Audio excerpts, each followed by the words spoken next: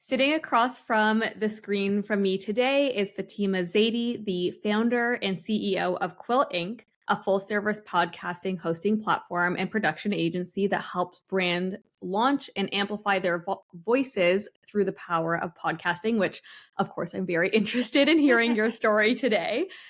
Fatima's vision and leadership have not only propelled her company to the forefront of the industry, but have also earned her a spot in the limelight as a very respected speaker and media commentator, with accolades such as being named top 30 under 30, receiving the Veuve Bold Future Award, and being recognized as a young professional of the year. Your trailblazing journey is nothing short of inspiring, and I'm very excited to hear your story today.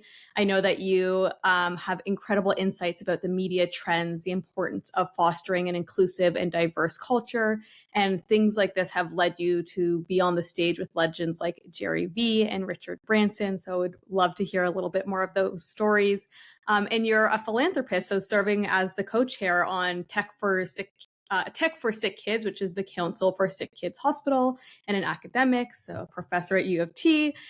So a very multifaceted career with a lot of highlights, which I don't even know how we'll touch on 10% of it. But I did see that you were on a panel with Beyonce's father. So I thought maybe we could start there and understand maybe if that was a career highlight, how you ended up on a panel with Beyonce's father. And then, of course, I would love for you to share a bit about your story and your background.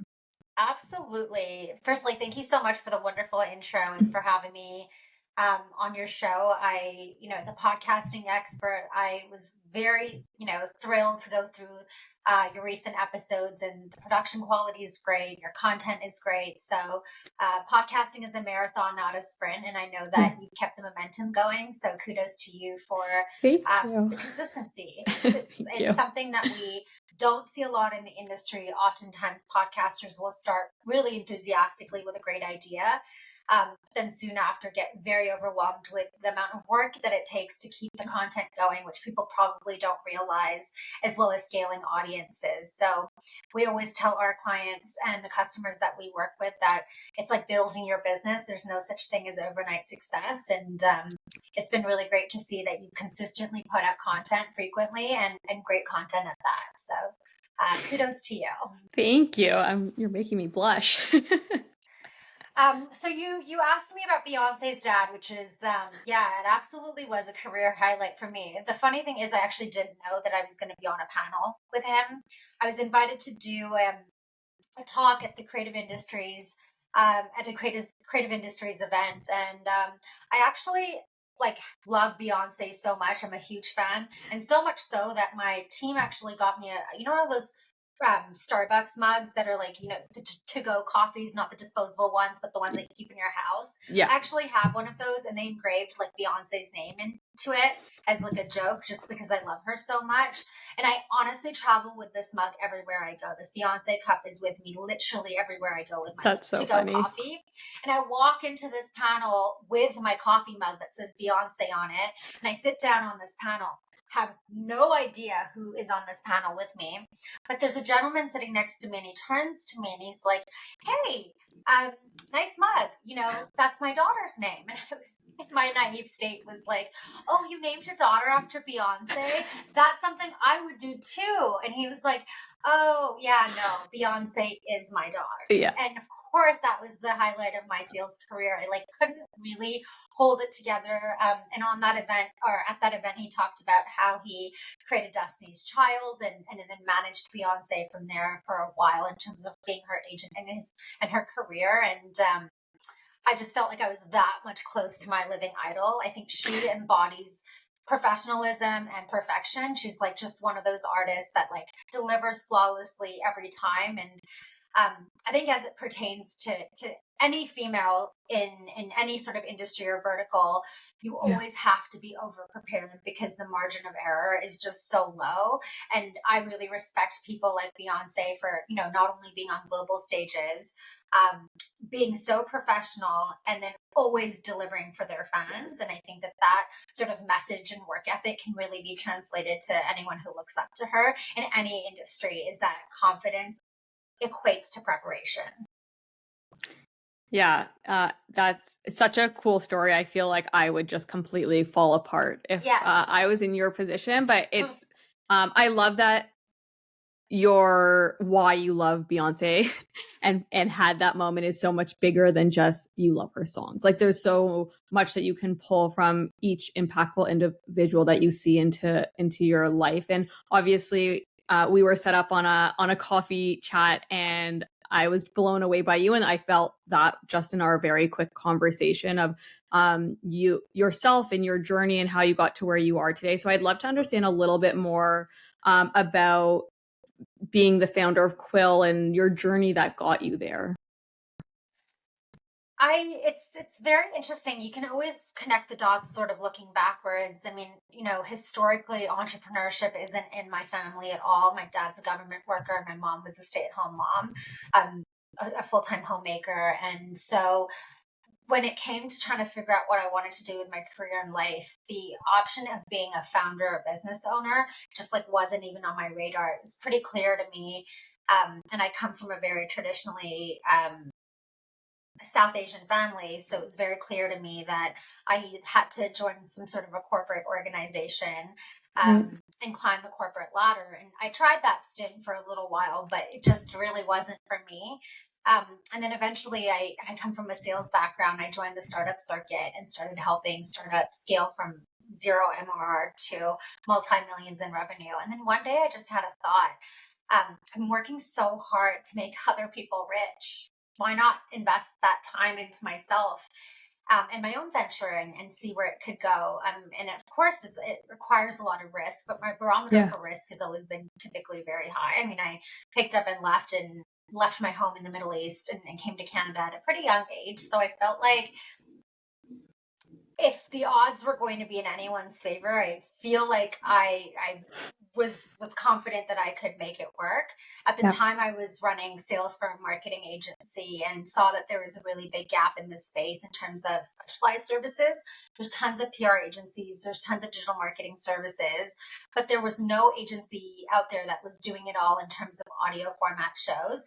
And understandably so. Podcasting wasn't a thing until very recently. And when I was having this idea, it was just around the time that Serial had launched and blown up. And everyone was, I think that was probably the first podcast that most people I know listened to. And so when that podcast came out, I started seeing an influx of our clients being like, ooh, like, could we try that format for reaching our customers and our stakeholders and building a relationship with our sort of ecosystem? And I was like, great, yeah, absolutely, let's do it. But then when I was looking for the resources, it was either freelancers who would do like elements of it, or there was one agency that was very specialized and amazing, but they were charging like $1 million for a podcast, which realistically isn't feasible for most companies and organizations. So that's why I decided to leave and start Quill.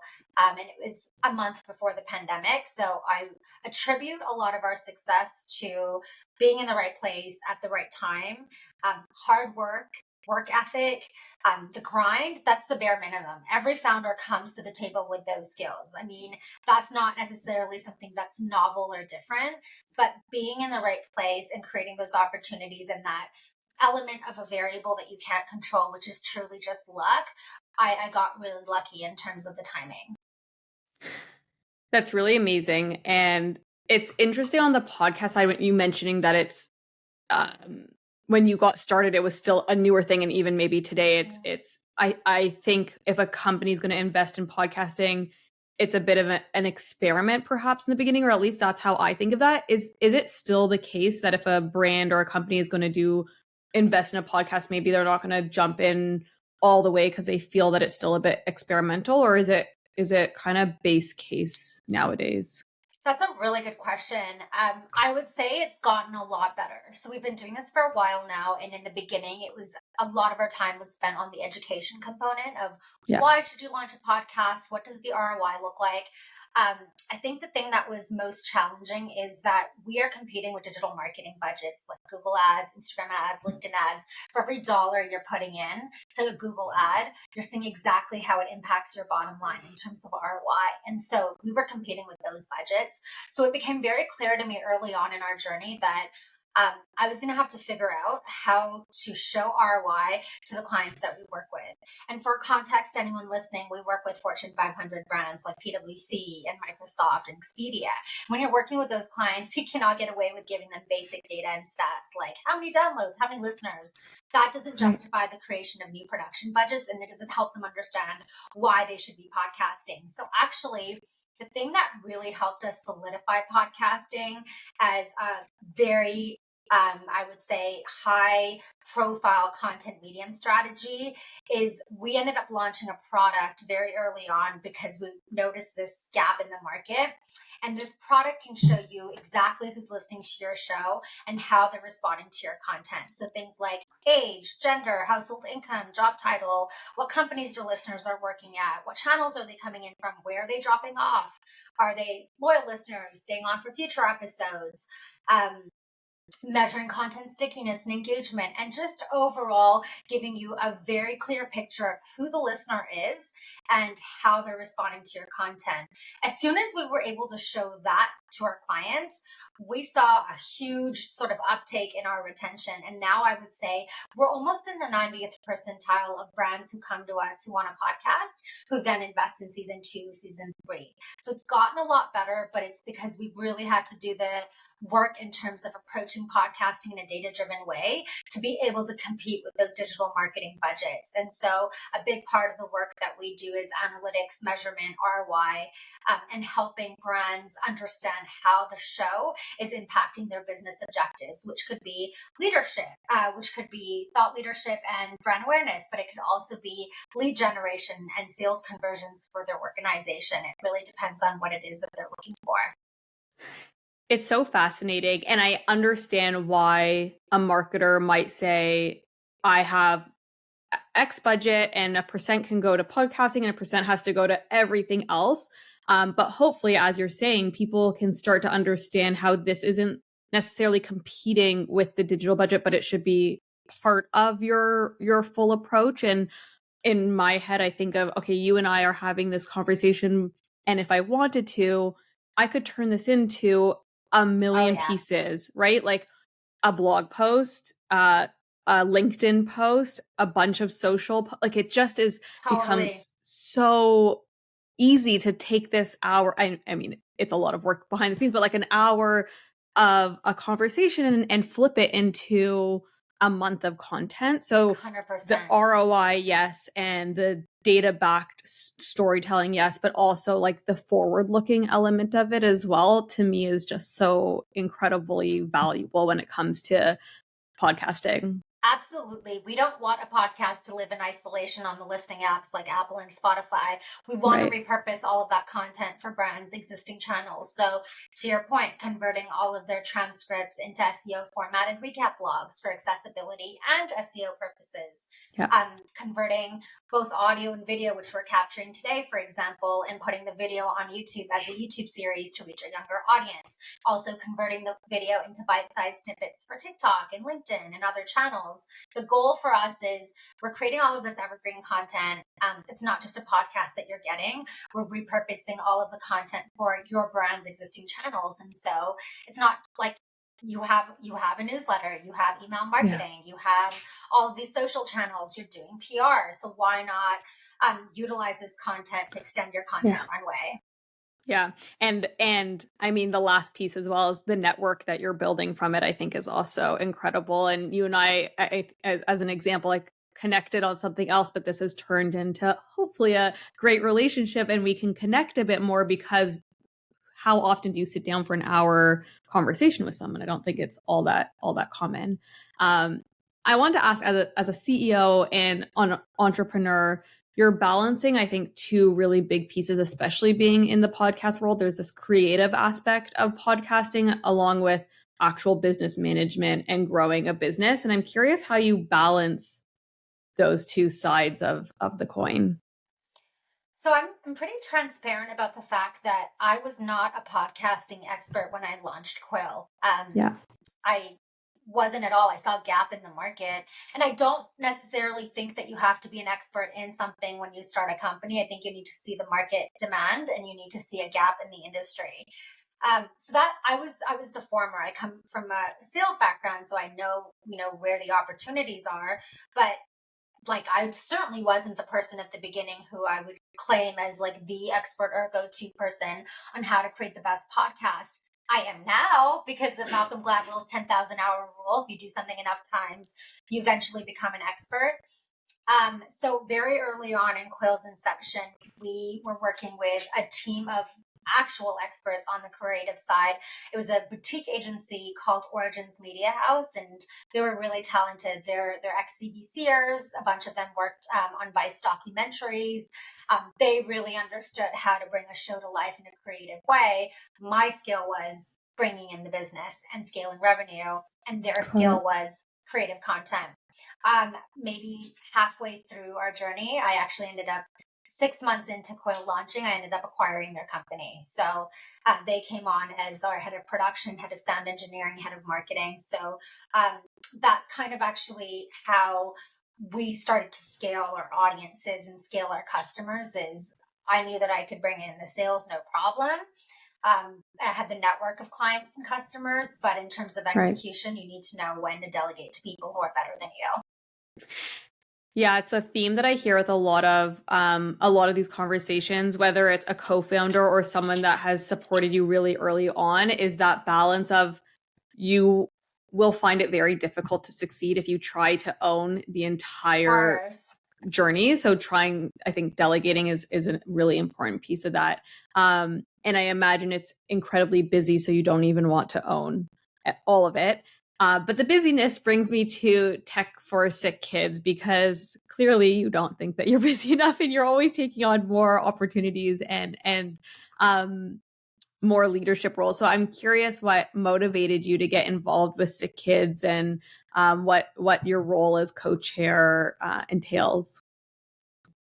So chairing sick kids for me, I mean, I think every founder starts their company to solve a problem in some way.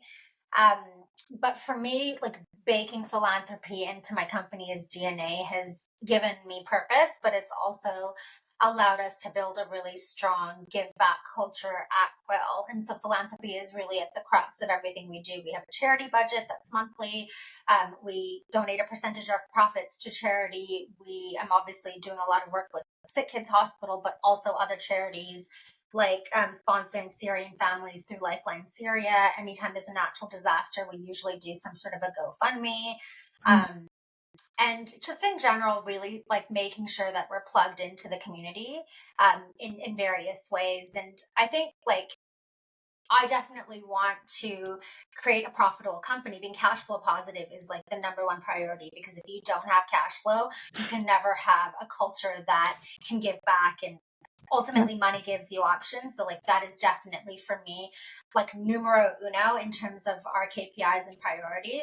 But that's not the extent of our legacy or the work that we're doing. I mean, if you can't give back to your community and support different initiatives, and truly the bulk of your responsibility is bringing profits, that to me is just a really short-sighted way of not being a well-rounded individual. So when you think about what does success look like to everyone, for some person it could be being rich, for someone it could be being happy, for someone it could be being fulfilled. And for me, there's not like one thing that makes you successful.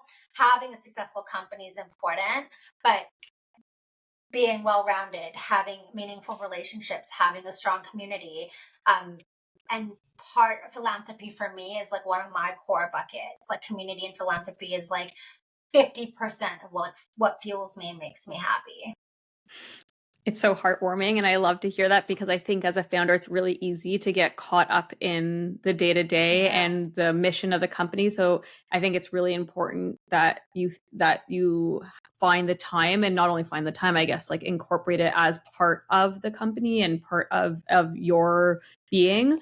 How do you instill that in the company beyond your role as the co-chair? Is there like a element of the culture that allows that to trickle in?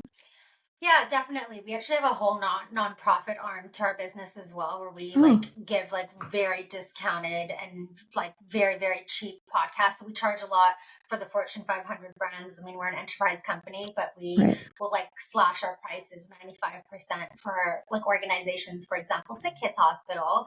We create their podcasts, but we certainly aren't, it's a definitely an initiative for us when we put it under our nonprofit umbrella. Same with organizations like Heart and Stroke and just other sort of charities that we're really passionate about. Um, Giving back also is kind of like a team initiative when we're doing fundraisers, things like that. Also, I will say strategically, having a culture of philanthropy really impacts retention. It's one of many things that we're doing, but nobody's left Quill yet. Nobody, in terms of turnover, has left the business yet on their own accord. So I feel like we Wow. there's a I don't want to attribute it just to philanthropy and charity, but I think that um, we're we're now moving into an era where people want to work with organizations that reflect the same social values that they hold and have. And I think that they like the fact that, in our job descriptions, it says, like, if you don't love furry animals, then we're probably not the best fit. And we have active fundraisers for North Toronto Cat Rescue going. And, of course, the fundraisers for UNICEF or any natural disaster or and whatever it is that we're doing at the time. I mean, we recently went to a senior citizens home and donated gifts and stuff over like just after the holidays because they mentioned to us that it's usually a lonely time where they don't get a lot of visitors. So just like little things like that where I feel like builds the overall culture long term and contributes to peak retention, which is the best way that you can save your company money. I'm constantly thinking about ways to retain our staff because it would be such an expensive mistake to lose any of our players. So like everyone has proprietary knowledge to the roles that they have, and it would just be so short-sighted to not invest in the culture and the growth. Yeah, I think a lot of companies will do these volunteer days or give back in a let's check the box and make sure we do Mm-hmm. it. And that's not going to make a difference on retention. Whereas what you're sharing and how you talk about it, it's so authentic and it's truly embedded in the culture. And that's probably what brings this like strength and true bond between the team and develops that culture. So it's very fascinating. It's an interesting like element of what can drive strong retention. And I think you're right, in startups or with founders, it's such a big part of growing the business to make sure that you're not wasting your time on churn. Yeah, no, I really appreciate you saying that. There's a podcast that I listen to. I think everyone listens to it. It's called How I Built This, Guy Yeah. Raz. And one of the questions that he always asks at the end of his interview is, and all founders, such a fascinating case study. Maybe you could ask something similar moving forward to all of the founders that join your show. And it's, what would you attribute your success to? Is it luck? Is it a particular skill that you have? Is it what would you say the one thing is that made you successful? And everyone kind of has like a different answer. I would say like giving back in community is probably mine, like one of the biggest things because Yeah. um, I personally have this mentality that like the abundance. So like when you give back, it comes back to you tenfold. And so the fact that we're not just concerned about profits. I mean, cash flow is king for sure. But at the end of the day, like what you do with those profits, I think is really telling and a sign of like what kind of a culture you're building. And so for Yeah. me, that's like arguably the most important part of my day to day. So it's so fascinating. I wanted to switch gears to building the business, but before and a little bit more of Quill, but before I do that, I did want to chat about your experience in sharing a stage with Gary Vee and Richard Branson and what that experience was like, if you learned anything from being around them and what you've taken or reflect on from that experience. So I'll speak to Gary Vee because I feel like he is such an icon to so many young millennials who are joining the workforce. And I don't necessarily know. I was listening to his talk. Can't remember the event that we spoke at now. It's like I'm drawing a blank, but I think I've been actually stage to stage with him a couple of times of various keynotes that he's done. Oh, Luckily, I've been on much after him because who wants to follow Gary Vee? But totally. I don't necessarily know that I agree with his like philosophy and like mantra to business. His philosophy is very much like hustle, hustle, hustle, grind, grind, grind. It's a race to the finish. If you don't get there, there's somebody else who's going to outwork you and get there first. And Yeah. for him, when you ask Gary Vee, like, what is success? He will 100% say it's how rich you are, how much money you're making, how hard you're working. It's all about your career and work. And I just don't necessarily know that I agree with that. My younger self would have definitely agreed with that. And if you looked Right. at the way that and I still work really hard. I just work smarter and differently. But if you look at the way that I worked at the start of my career because of icons like Gary Vee, who I really looked up to, I feel like it wasn't sustainable. Like if you look at the pillars of success of being a well-rounded person, I was excelling in terms of my career and work ethic and the amount of hours I was putting in, but like all of my other buckets were empty. Health, fitness, relationships, being Yeah. well-rounded, traveling, like all of the buckets that make you a cool, well-rounded, interesting, smart, dynamic person. I wasn't checking any of those boxes. So over time, I've like really shifted who I admire because I think it's so important, the message that you're putting out. And I Yeah. love people like Adam Grant and Tim Ferriss and folks who really attribute success to, all of the buckets and cups being full rather than just the one. There's and I love talking about this story, but there's a nurse called Bonnie Ware. She's a palliative care nurse. Okay. And she interviewed, I think it was like a pool of patients that were basically dying on their deathbed. She interviewed a bunch of people and she asked them what their top 5 regrets were. And then based on their top 5 regrets, she wrote a book. She wrote a book. And this article, honestly, it's so fascinating because this is like a case study of like what people regret in their life. It wasn't a small sample pool. This is something that she did day in, day out. And I actually have the 5 regrets of the dying framed in my office because it's a reminder to me every day on how I want to live my life in terms of being successful and well-rounded. And these are the 5 regrets that they had. I'm going to share them because I want everyone to pay attention. Please. The first is, I wish I had the courage to live a life that was true to myself and not what others expected of me. So powerful because like how many of us are people pleasers and get caught up with what's expected of us rather than like what's true to us. And I'm definitely no stranger to this. The second is I wish I hadn't worked so hard.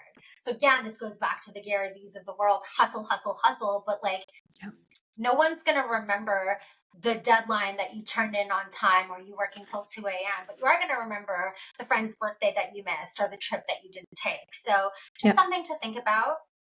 The third is I wish I'd had the courage to express my feelings. The fourth is I wish I'd stayed in touch with my friends. So again, community and relationships. And the fifth is, and this is the most powerful one, I wish I'd allowed myself to be happier. Ooh.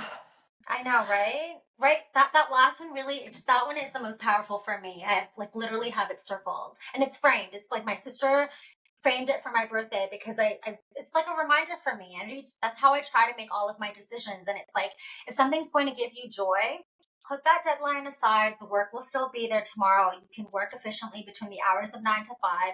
I don't work evenings and weekends. I take a lot of vacation and I still have a successful company. So if I can do it, there's no reason why anybody else can't. It's so powerful. I recently picked up from my brother who does it a habit of every Friday night dinner doing a rose and a thorn. So what's something that wasn't great, but what's like something that you are really proud of or happy from the week. And I can't remember what the last piece was, but there's something, maybe a root or something. It was like, what's future looking like? What are you excited for in the coming week? Yes, thank you. and I had never heard of it and I've never done it before, but we've kind of like incorporated it now. And it's just so beautiful. And I think it hopefully empowers the last piece of like, if it's hard to identify what that rose is of the week, maybe that wasn't your best week. Like maybe rethink it for the following week of how can you make sure that you are happy and appreciating things. You know, times there's going to be rough days, weeks, months, but that's powerful. Wow. I actually love that exercise. I do it every Friday with my team, like one-on-one before we log off for for the weekend. And like, it's so telling for me as well, because especially lately, I've found more and more that my thorns are diminishing and I have more roses to share. And it could be because I do this exercise and I'm looking, it's like the gratitude journal. Like I'm looking for these roses throughout my week, but also just starting to make better life choices on what serves me and what makes me happy, and prioritizing that work-life balance. And even, I mean, to the point that you spend time with your team going through it one-on-one, their rose and their thorn, I think is really powerful. And it goes back to the retention of people really being heard, appreciated, the time to speak to you. I think that's incredibly powerful.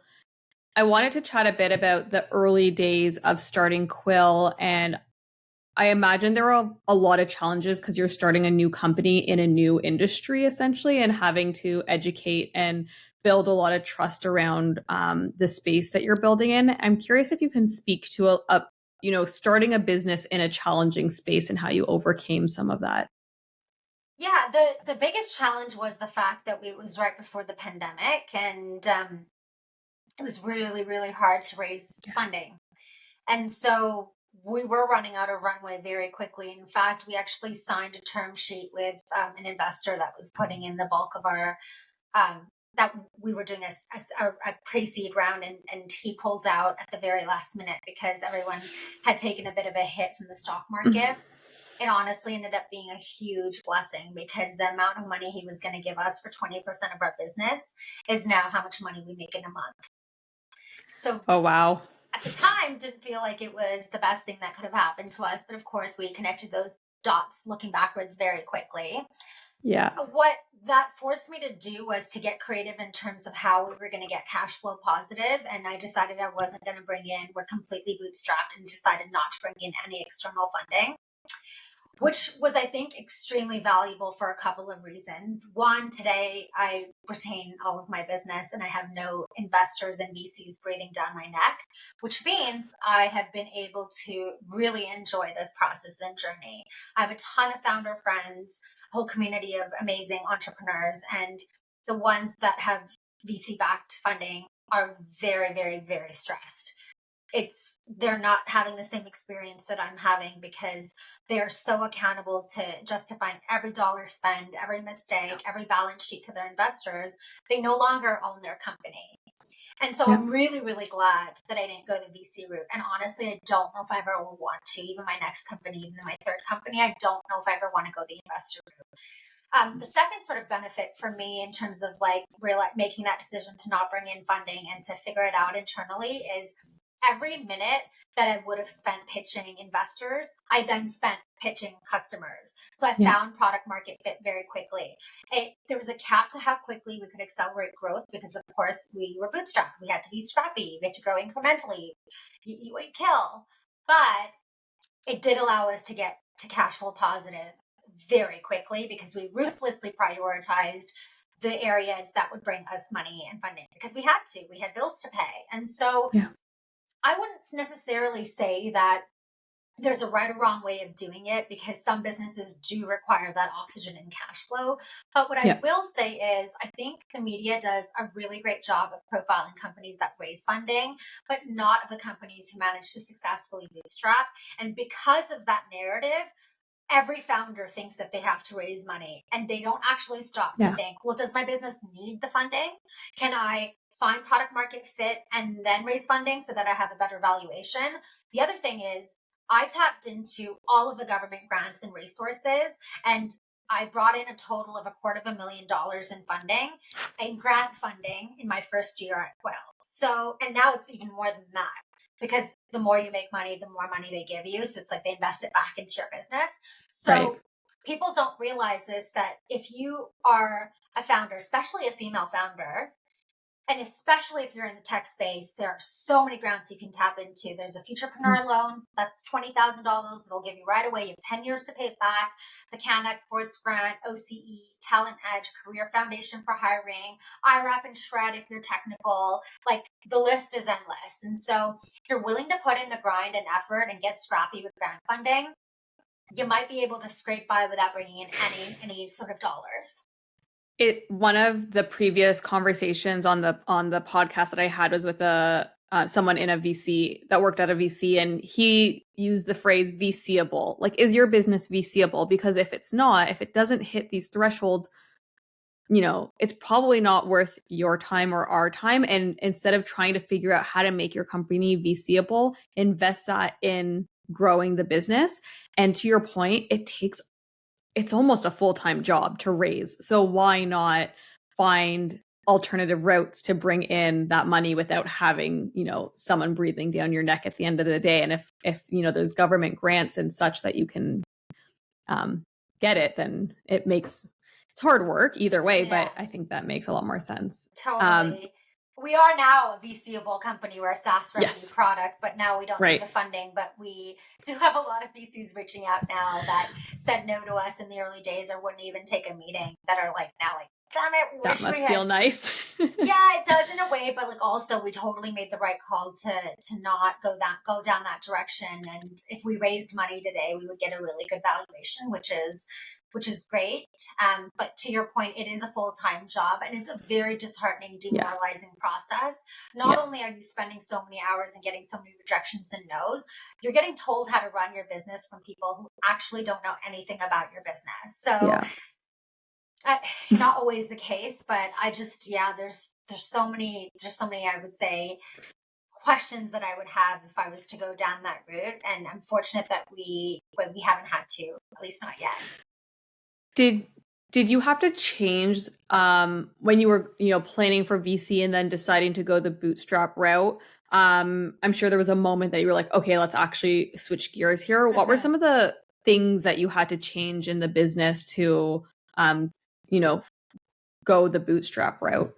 So we launched our agency. That's what we did. So we initially launched with a product, and we realized to scale the product, we required a lot of capital and funding. And so I realized when the investor pulled out that we needed cash flow. We needed something to bring in money that was going to fund our product. If it wasn't going to be investors, the money had to come from somewhere. And I was like, well, one thing that I know we can do really well is launch a podcast and provide production services. So why not do that?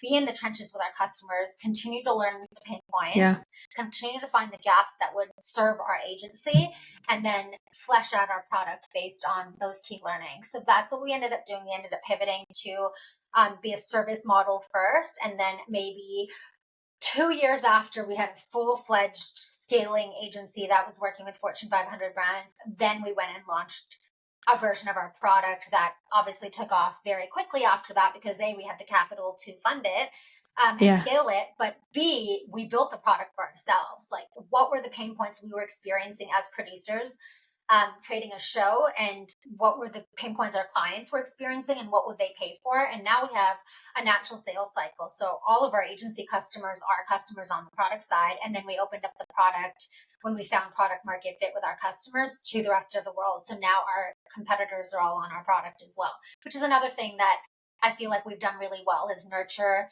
relationships with our competitors from an early days, and realizing that we can all work together to fill competitive gaps and like collaborate with each other, which I feel like we do really well in our industry. And then they came back and became customers for our product. That's feels unheard of, but very, very cool. It sounds, the VC to being bootstrapped and launching one product and then, evolving to make sure you had cash flow seem like these pivotal moments in the start of Quill. So are there other, as you reflect back over, the last handful of years of starting the business, like these monumentous moments that were pivotal in the success to where you are today? I think hiring instinctively is a really big one. And that's not necessarily like one moment or one aha situation, but like I credit a lot of our success to the amazing team that we have. And our team is truly amazing. And I get asked all the time, like, how do you make your hiring decisions? Are you working with a recruiting agency? And I think it's been very instinctive and intuitive. So that is actually, I would say, the unicorn skill. It's not like any monkey can bring in revenue and do sales and do it well. I think that is, and if you worked at Salesforce, you know how to do sales. But I think the real key is like hiring the right people and investing in them and scaling their skills. That I think is something that I've been able to do quite well because we were a junior / intermediate team in terms of skills, but then I brought in external resources that were like top of their game to help level up our team to get into those places. One example that I love to use is one of those 3 people that we acquired from Origins Media House joined as a community manager. It became very clear to me early days that we didn't need a community manager. We needed a data-driven growth marketer. And so she was very interested, but also didn't have the experience. And so I brought in a huge, just like the guru in data-driven marketing, a fractional CMO, who I couldn't obviously afford. His salary is like $500,000 a year, but he came in as a consultant and worked very closely with her. And now she's our VP of marketing and the best data-driven marketer I have ever worked with. She brings in about 40% of our leads monthly through ads, optimization, content, community initiatives, and she's done such a great job of lead generation and impacting our bottom line. But she wouldn't have necessarily had those skills, or I would have necessarily not found someone as amazing as her if I hadn't taken the time to actually invest in her development. It would have been so much easier in quotations, to go hire a CMO who's done it before. But I wanted a young team. I wanted a young team that wanted to really level up, and in turn, they've been super loyal. So fascinating, because in my head, I'm like, if there's an aspiring founder or someone early in their journey hearing this, it's like, to have really great retention and a really incredible culture, which it sounds like you've developed, it's giving people the room to grow, hearing that, you heard that she wanted to, or was interested in going into the digital route, instead of saying, you're a community manager, time for you to move on. You obviously had the relationship with her to actually know that that was something she was interested in. And then bringing in the fractional CMO to help nurture her into that position is, I think all of that is a different way of working. I don't think it's very typical, but it goes to show, the value of investing in your people and finding the right paths forward. And letting them find their paths too. Our head of production ended up moving into our head of product or VP of product role. And she is amazing at product. She truly has found our calling. Our contractor marketer ended up becoming our senior producer, and obviously didn't happen overnight. But I think that, people are allowed to have career changes. And I think that if they have the work ethic and if they have the right attitude, then it's really the CEO's job to nurture the skills and to get you to where you have to be. That is my responsibility. If you're checking all the other boxes, no one should be faulted for not having, everyone has to start somewhere. I mean, I certainly did in my career, but if you have the work ethic and the acumen and the attitude, you can literally excel in any role. So I think that is the way that I would do it, because it's allowed me to save a lot of my burn rate as well. You can hire a younger team that's hungry to level up their skills and not pay $500,000 for a data-driven CMO. How was your experience with the fractional roles? Because I think that's becoming more and more popular, giving founders the opportunity to tap into these exceptional a talent that come from these high growth companies, or come from whatever works for you and whatever you're looking for, without the full-time commitment, so it doesn't hurt your burn rate as much. How is that something you're consistently leveraging, or in this one unique example? Yeah, so I do work with a lot of fractional people, but not in a full-time capacity. So what that means is I bring in fractional people to work with my team. So our product person has a fractional resource that she can tap into. We have a fractional CFO that works with our finance team. We have a fractional CMO that works with our VP of marketing, who's amazing. But their job is to provide leadership, mentorship, audits of what we're doing, advice, and sort of help level up our internal team. So they're not our full-time CMOs or our full-time CPOs, but the way that we work together is they're supporting our team. One thing I realized early on is I don't have the skills to be able to support my CMO. I'm not a data-driven growth marketer. I don't have the skills to help nurture our VP of product because I'm not a product expert.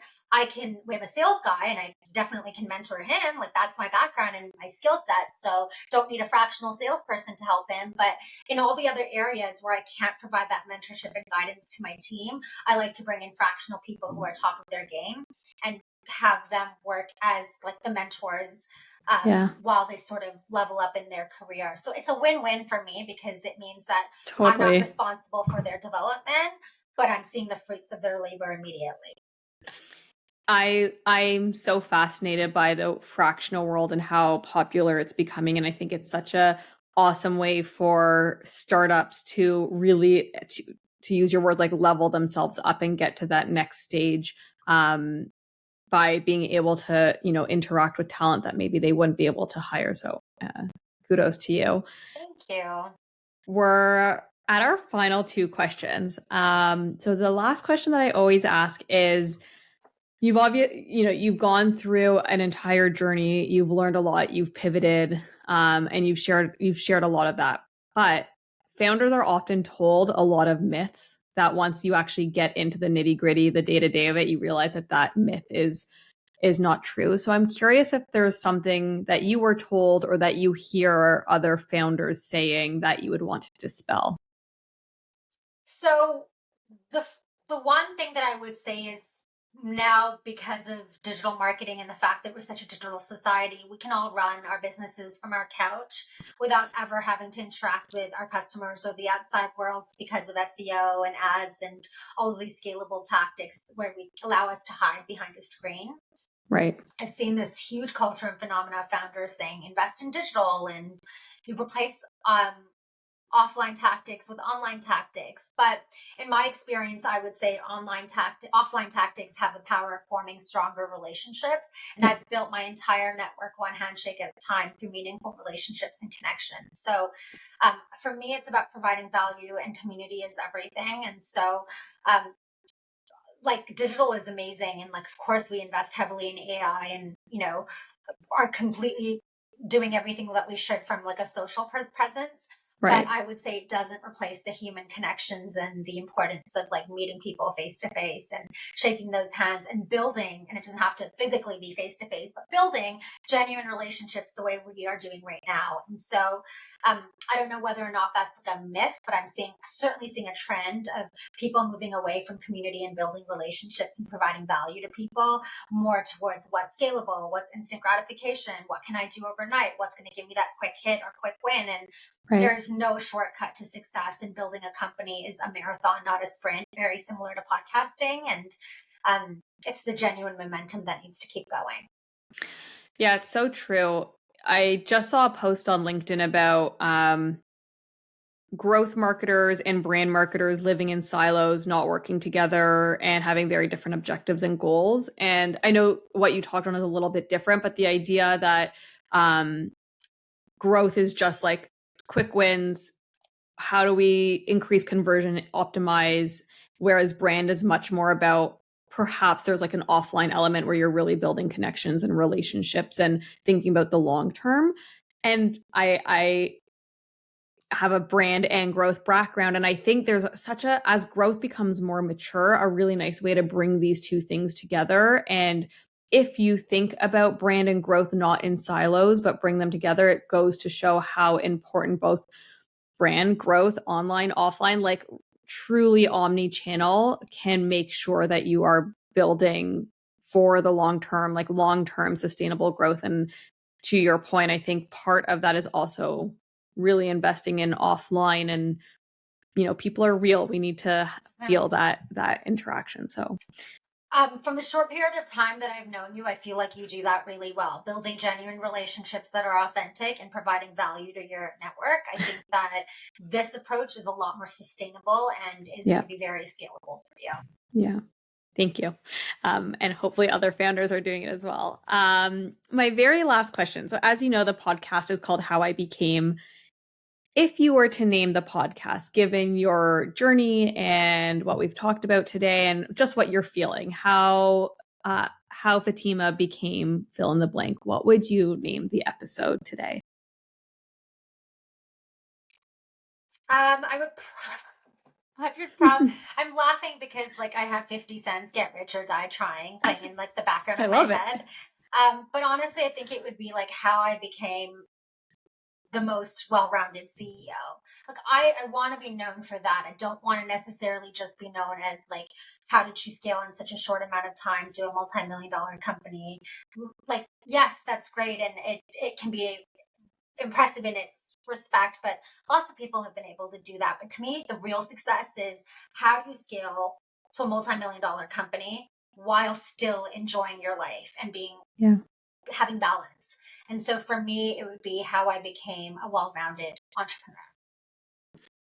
It's a perfect title. And I know we were chatting very briefly before the episode started that you have started to do like short vacations, but more frequently to enjoy life. And I think everything that we've talked about today embodies that well-roundedness. And you talked about it in also like these buckets to make sure all your buckets are filled. So that is a perfect title for you. Thank you so much, Fatima, for joining me today. Thank you so much for having me, Kelly. I can't wait till this episode comes out. And I encourage everyone to take a look at some of Kelly's past episodes as well. Some really great content in there and some people that I really admire, founder friends and people in my ecosystem that have been doing this a lot longer than I have walked the walk and have lots to share. So